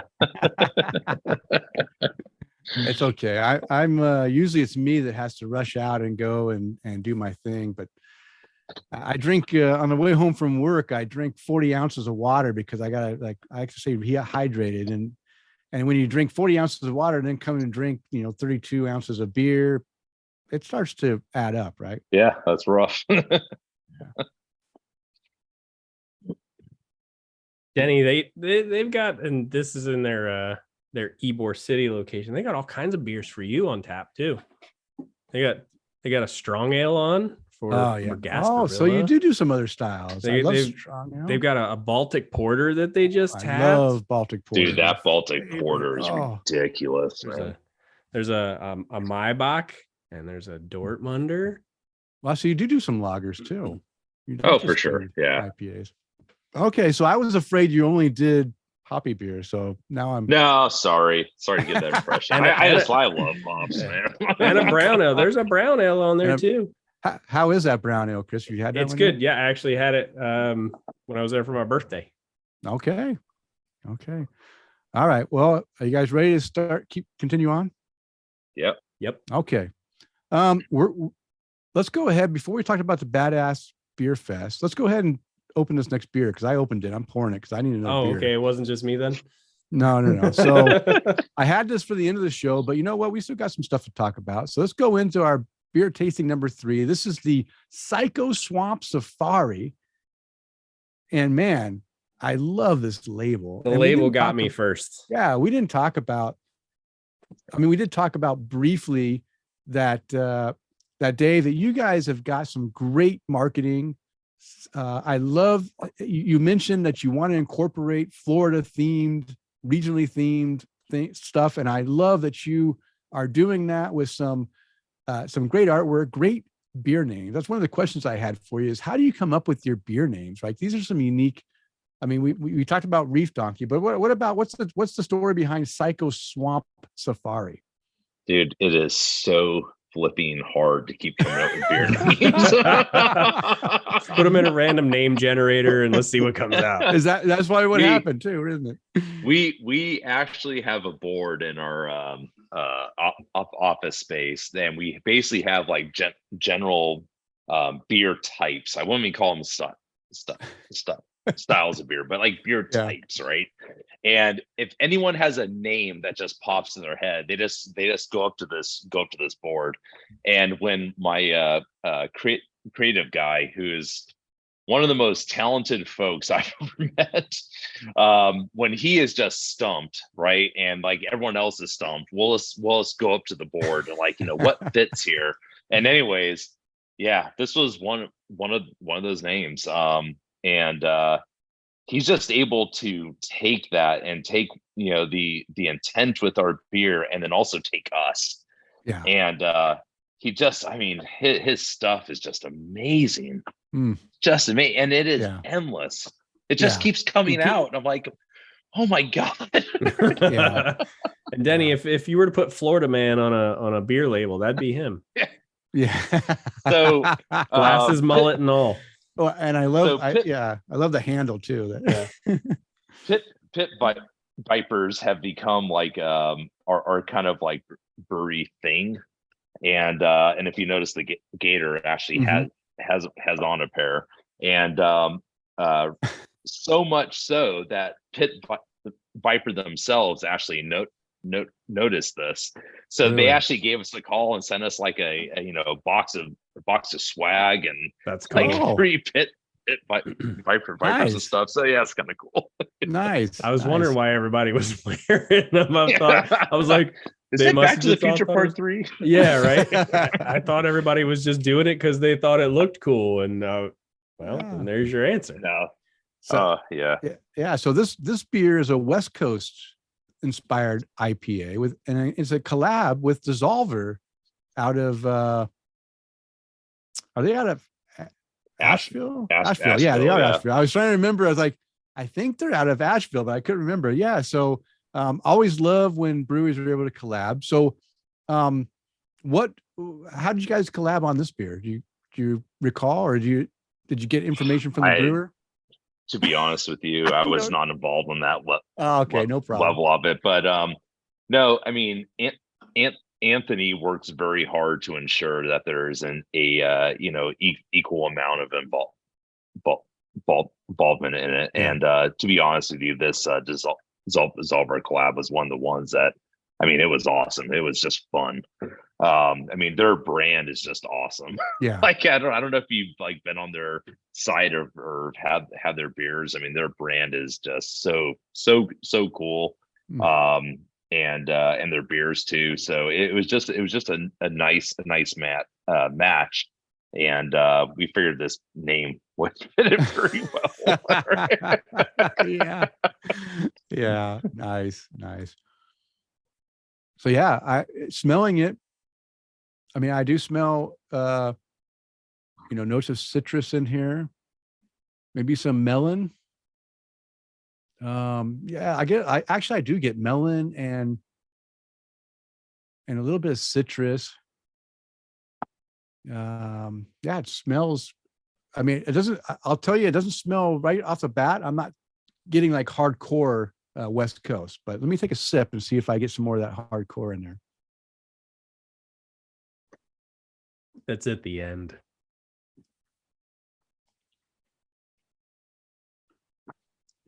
Yeah, it has it definitely finishes with a nice bitterness, and I do get but a lot of the newer hops, you're not getting you're not getting that bitter punch. No. It's funny. Like, I mean, this beer is, a 70 IBU beer, but like you drink it and you're like, it's drinking like a 50 or 55-ish, But yeah, I don't know. It's I think it's the dryness at the finish that is that giving you some of the bitterness. But you're right, it's not a sharp bitterness. It's more of just a drying bitterness at the end. I will say, yeah, it definitely is a dry IPA, which is West Coast. I do get some, some of that maybe grapefruit peel bitterness in there in that finish as well, as a lingering part of that. I'm actually looking at the hops here. We got Columbus, Centennial, Cascade, Strata, and Citra. Wow. You got the three C's. That's like OG hops listed right there. You got all the old. I think we missed Chinook. So. Oh, yeah. Yeah. But no, I mean, and I'll tell you what, after drinking, a third of the cup, it definitely I definitely get more of that West Coast character. It was the first sip that came across. I think it was the fact that I was expecting to have piney or heavy citrus right in the front. And I didn't have that bitterness that you were talking about. The bitterness came in the end in that drying bitterness. But now as my palate, my mouth has gotten accustomed to what the beer is. Now when I drink it, I can feel that, yeah, this is a West Coast style, right? I don't have tropical fruits in here. I don't have the soft character that we would get with some more modern. I don't have a lot of dry hop character in here either. Although maybe I do with some of that melon. I do get a little bit of melon in the, like, that kind of rolls around the back of my throat as I sip. There's some of that melon character coming out, but yeah, it's good. And I would, when I think of West Coast here, let me just put my own opinion here, right? When I think of West Coast IPA, I think of stuff like Lagunitas IPA. Sure. I think of Stone IPA. I think of those ones that have that heavier pine and citrus up front, right? That front bitterness that you get. So I don't get that right off. I get some modern flavors, and even though the hops seem like they're all old school hops. Was there anything new? I can't remember what you said of the hops. Was there anything new? Yes, I mean Strata and there's Strata in there. Yes, Citra are the two newer yeah. hops. I don't know if you call Citra a new hop anymore, but to me it is. yeah. No, Citra is a newer hop, and of course Strata is brand new, only like 4 or 5 years old. So that one's definitely new. Yeah. So maybe some of that Strata, maybe that's where I'm getting that melony character. Yeah, it just kind of rounds the flavor out, rather than just being that dank and pininess. It's going more towards, you got the dank pine, but then you also have like a lot of fruits in there too. Yeah. So it's kind of like rounding the gap from the hops over to the malt, but then it's dry. It's so super then you get dry. Like that bitter hit there, at the end. Yeah. So I'll say my tongue is a lot of this beer. Yeah, it definitely is dry on the heavy side, because my tongue is drying out as we drink it, which is what I like about West Coast IPA. Those suckers are dry, right? That's what I expect from it. You hit that, perfect. I mean, I'm enjoying the beer. I'm just trying to explain. I'm trying to explain what I am getting out of it, right? And I definitely get some of those West Coast vibes, but I still get some new rounding out of the flavors too. It's just not all one trick pony, which I also appreciate. So now I'm got the rest of my beer in my glass, and I don't want to drink it all right away, but another great beer so far. 3 for 3 on all different styles, all done very well in the styles that they've put himself in. So far, I think this is like I don't know. This is a near perfect beer for me as far as the style with what I appreciate. So the hop silo is probably gonna get my highest rating of the show, because this beer was incredible. So you guys really did good. Cheers. And again, I'm enjoying this one too. I love the artwork. I'll give you 2 thumbs up for that for sure. And then the Reef Donkey, this could be a daily drinker, right? I told you that this is the beer when you, like you said, when you want to take it on the boat, you want to have more than one without feeling like you're drying the hell out of your mouth and your gut. This is the beer you want to drink. This beer, I'm not taking out and drinking a 6-pack. I'm telling you, or a 4-pack, whatever you sell it, because this is a bit too dry for that. And my gut will hurt me if I drink too much of that. Okay. Yeah. Again, great beer. This is 7.7% ABV, 69 IBUs. Untapped ratings, I haven't told that yet. This is a 3.92 out of 132 reviews. So a 4-cap rating on Untapped is not shabby. So good job. Okay. Cool. Now let's talk about this badass beer fest. I understand it. My buddy Kris here, he joined you at this festival, and Miguel from the Gasparilla Pizzeria and No More Pours podcast. And I did watch the videos. I saw you and your brothers. That's when I first came across you, Dave, was during one of the interviews you guys did. And this is your 8th festival, which is fantastic. I'm sure you probably took a year or 2 off for COVID, or did you go right through it? Did you have the festival during COVID? We had a modified fest. Modified fest. Okay. Yep. You got to stay 6 feet apart, wearing masks with holes in it. Yeah, we took our main fest. We went from 60 brands down to, and I forget now, but I want to say it was like 30. Okay. And we broke it up into 2 different sessions so we could keep the group small. Yeah. No, it makes so sense. Makes sense. I thought it was great. I mean, it was kind of like a really cool, very intimate fest, but of course everyone's pissed off because there are enough people. Was that last year? It's like, God, man, so you guys did drink more. Right? Was that last year's? God, that was because I don't know, man. Well, so I went to the one that was obviously that was 2 years ago. The session AB was 2 years ago. Yeah, I think that's what. Yeah, so I actually enjoyed that one because it was broken. I thought it was up. pretty cool. I thought it was great because it was a lot more. You get to spend some time and actually chat with people and and have that conversations with the brewers and the reps and stuff like that. But let me tell you this.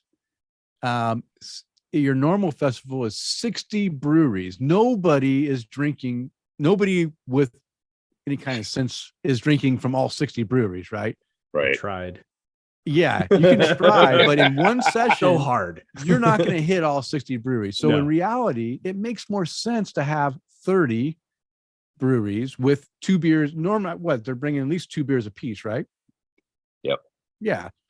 That's 120 different beers that you're going to try. And now, is this a beer festival where you have tokens, or is it all you can drink?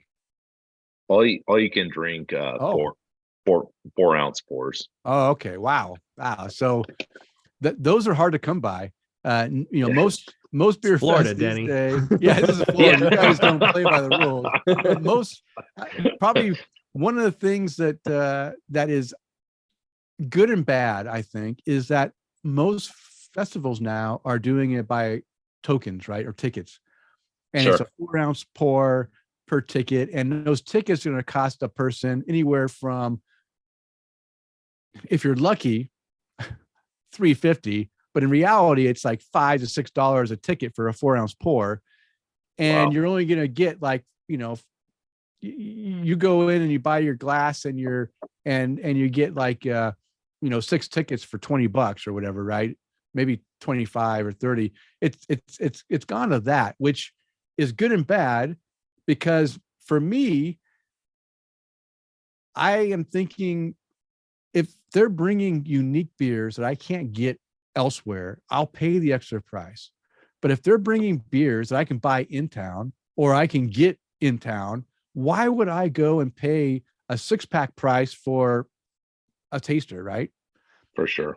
It doesn't make any sense to me. So I appreciate that if you're going to offer a set price to come in and drink all you want. Now, I'm hoping they're not, just drinking it and puking it up all over the place. So I hope it's a clean festival. It is. And, dude, I like to drink beer and have fun. But at the same time, I also appreciate a space where people that want to pay attention to the beers have every chance they have. And it's funny, our first few badass beer fest that we had, we had bands, and I'll never forget, I think it was year 2 or 3, I started seeing people show up with chairs. And I'm like, wow, chairs?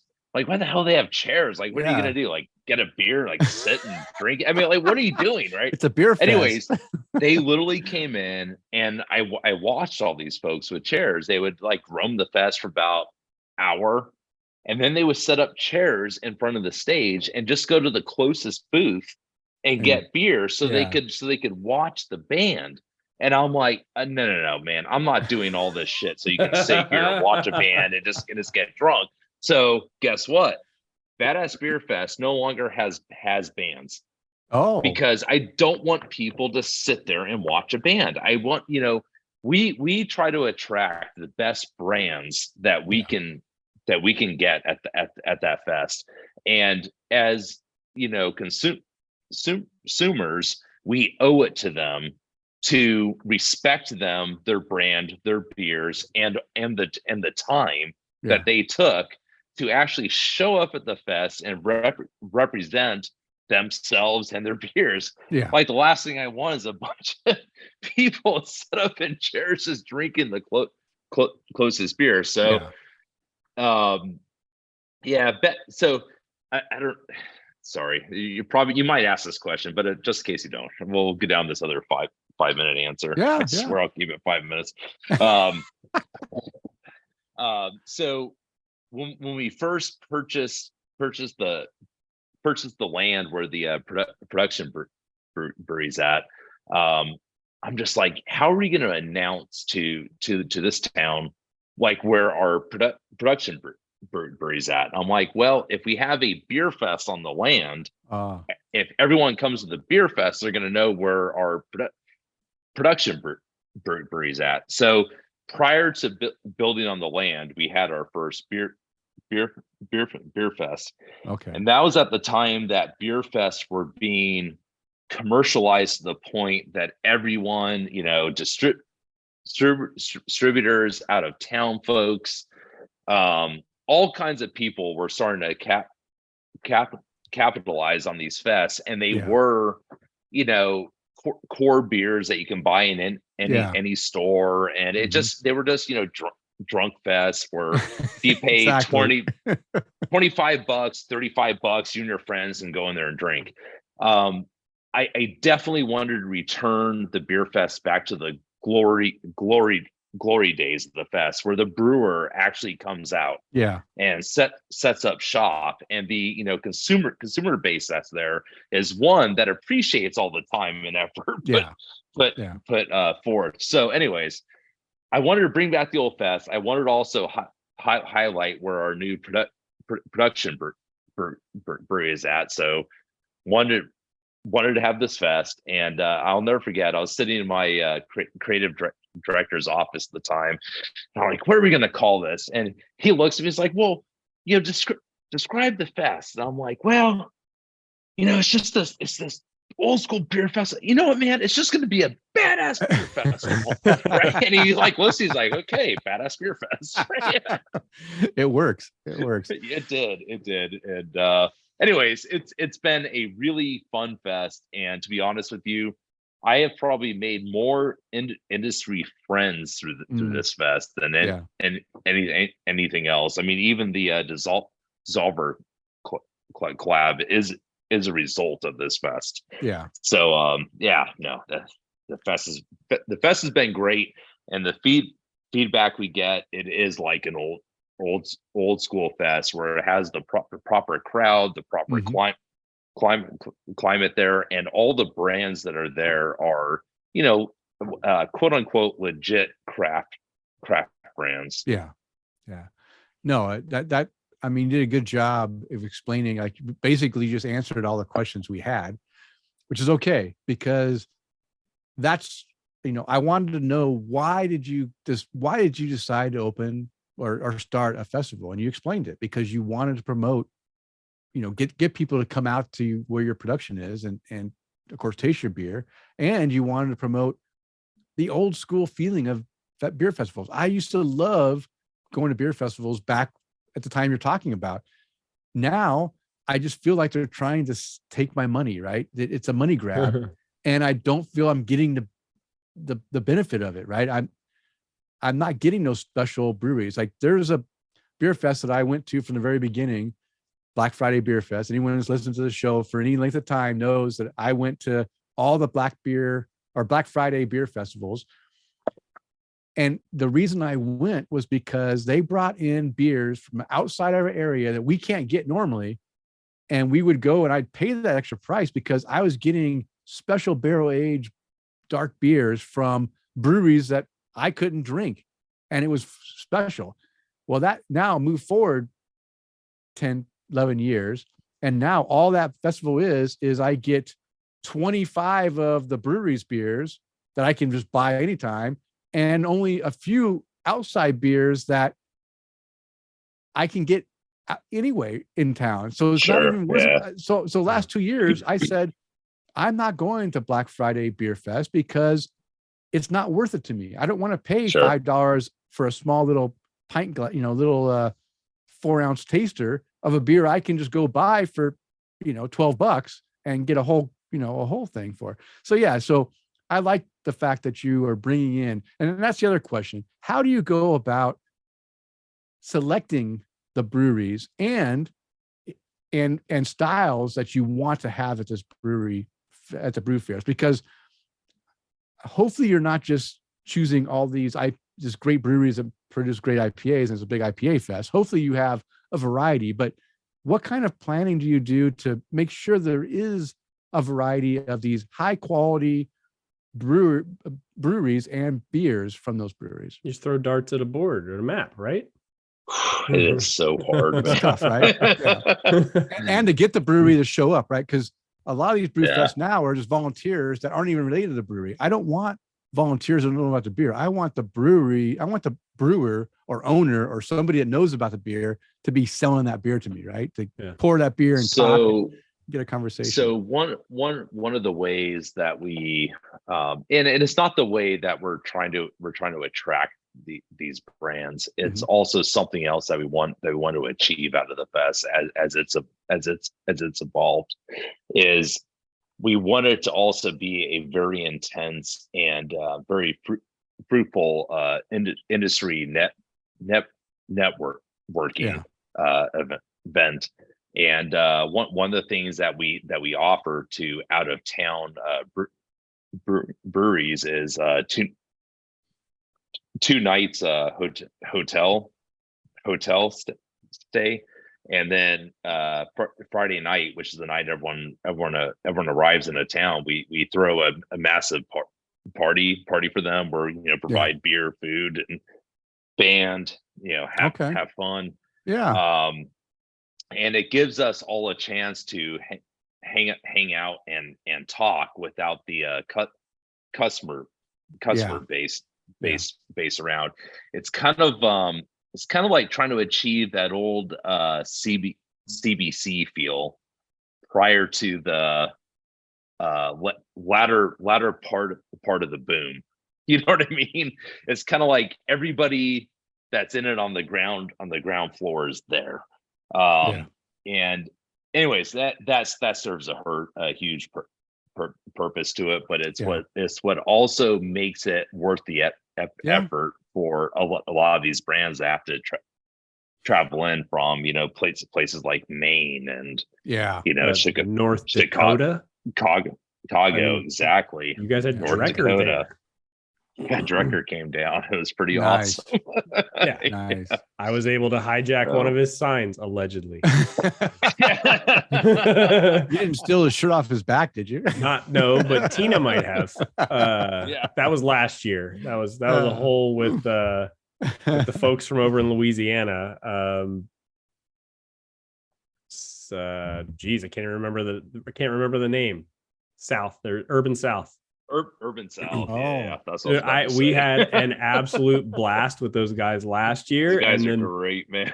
And then this year they were there as well. It was really cool to see it. And just kind of as a kind of customer perspective, I had some pretty badass moments. I mean, hell, this whole episode right here is fueled by Badass Beer Fest, right?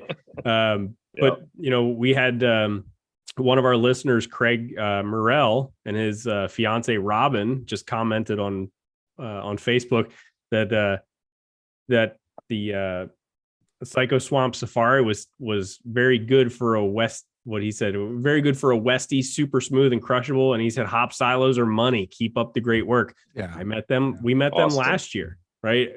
And we've been going back and forth with just chatting back and forth with him and his fiance, and then we ran into him at the most recent Badass Beer Fest. And so you guys are doing the same thing that you're talking about, or we're doing the same thing that you're talking about, is building those relationships, whether it's with other breweries. Hell, we're having the relationships with you guys and meeting other listeners and doing, having people comment on the beers that, I mean, I grabbed what was in your cooler, man. Yeah. Kris said it's going to be cool. A hop is eccentric hop episode. Because all you guys had in your cooler were hop ones. Hey, I'm okay. And Craig is a huge hop head, because at the end of the festival, he was like, "Oh, I got this double IPA from this place," and I'm like, "All right, man, you go ahead. I'll take a little sip of it, but it's great. Thanks." He's all about that stuff, man. So but I love that fest is fun, man. It was so much fun. And that was that the first one that was off-site? Yes, that was the first one off-site, and dude, the city there has just been awesome. Good. They have done everything they possibly can to remove barriers and just make it as easy as they can. And the site is great, so I truly believe that's where we'll have the fest for years to come. Yeah, it was a pretty nice site. It worked. Nice to be out there. I mean, it sucked that I couldn't run over to the restaurant and grab food, but there's plenty of food options there too. I mean, you guys were making food there too. So okay, well, you know what, we've been going for, believe it or not, Dave, over 2 hours. Wow. And I appreciate the time. I was not planning on keeping you this long, but I appreciate your time and that you came on here to chat with us. I thoroughly enjoyed it. But now it's time to go ahead and raise our glass. My glass is empty. I'm sorry. Your beer is so good. There. I just drank it all. And we can go ahead and raise a glass to anyone we'd like to raise a glass to. So Dave, since you are our guest, is there anyone you'd like to raise a glass to tonight that you just want to toast? You can toast us, or you can toast your brewer, or whoever you want. Lead him into it, Denny. No, my brother Johnny Doble, who was the one that really had the vision that dragged my whole family down this road.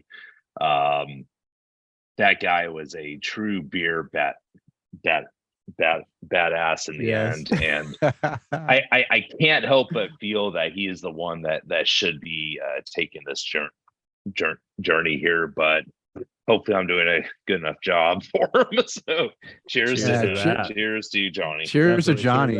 Yeah, for starting this thing off. Excellent. All right, Kris, how about you? Who'd like to give a toast to tonight? Well, Dave, I just love to raise a glass to you, man. I appreciate you coming on with us and taking the time out of the day, especially since you said it's past your bedtime. Yeah. No, we appreciate. Yeah, you're fueling back up. I get it. No, but we appreciate it, man. I'm glad to get to know you guys a little bit better and be able to share this time with you guys. So thank you very much again for coming on with us. So cheers to you. Thank you. Cheers, man. Dave. Thank you. And Denny, who would you like to raise a glass to this evening? All right. Well, we've already raised our glass to Dave because Dave is the man of the night. But as far as our Patreon support, I want to give a toast to Mike Allen. Cheers to you, Mike. Thank you for your support. We really appreciate all that you do for the show. And of course, being a former serviceman, I always want to raise my glass and thank all those who have served and are currently serving in the U.S. military services, protecting our freedoms, allowing Kris and I to get on the mic and talk about craft beer. Cheers to all of you. Thank you for your service. And please return home safely to your families very soon. And we'll do it. Yeah, we'll do it. Yeah. Okay. Might Kris, as well until we find go ahead and one. give a toast to our sponsors, since this is probably our last toast to our sponsor. Or the second to last. Depends. Second to last. Okay. Who we find next. So want to raise a glass to the folks over at FrostBuddy. They specialize in cooling containers for your beverage of choice. FrostBuddy has the Universal Buddy 2.0, which is the world's first universal can cooler for 12-ounce cans, slim cans, bottles, and even 16-ounce cans. FrostBuddy also has the world's first universal wine cooler, 24-ounce stainless steel mugs, and even stainless steel dog bowls. Go visit their website at frostbuddy.com. All right. And you can find the beers and the links to Tampa Bay Brewing Company mentioned on the show in our show notes located on the show post at taptocraft.com. And if you'd like to follow us on social media, I can be found on Twitter, Instagram, and Untapped at Luce Screw. And Kris, how can our listeners follow you? Well, if you want to search for me on Twitter, you'll never find me there at Kris_McKenzie. Nice background. Kris_McKenzie 82 on Twitter, or you can find me on Untapped and Instagram at MCK1345. But guys, you can always interact with us on everything social at Tap the Craft. And Dave, Dave, how can they find you? Where can we find you, and where can we find Tampa Bay Brewing Company? Do you know? I don't have a phone, don't have a computer. Well, I guess I'm on a computer. Or you're underwater, one of the two. So the background I have up there is alluding to a beer that's going to be released and announced in March.